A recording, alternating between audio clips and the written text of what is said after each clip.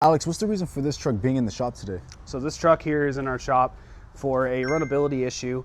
The problem we're having is in order to replicate the runnability issue on this unit, there's a series of steps that need to be taken in order to replicate the runnability on the engine. First, the unit has to run for approximately 20 to 25 minutes.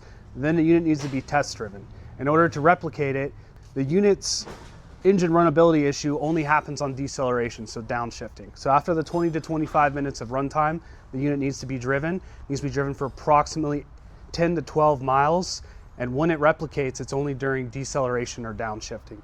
Now, when the unit does start acting up, it is really difficult to diagnose as you are on the side of the road having to test drive the unit and diagnose it at the same time.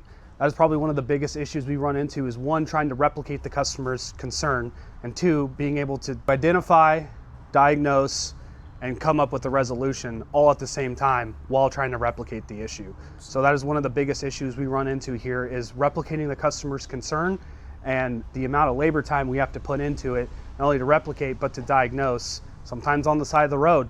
So what we do is we load up as many tools as we think we need. Sometimes we'll bring two technicians, myself and somebody else. We'll go out on a road test, replicate the concern, and we'll on the side of the road, we'll hook up spark testers, we'll hook up different pieces of diagnostic equipment while the unit is experiencing those runnability issues in order to give an accurate diagnosis. Perfect. So Alex, if something like this is happening and I'm needing, some diagnostics run on my truck to figure out what the issue is, where are you guys located and what is that number I could call?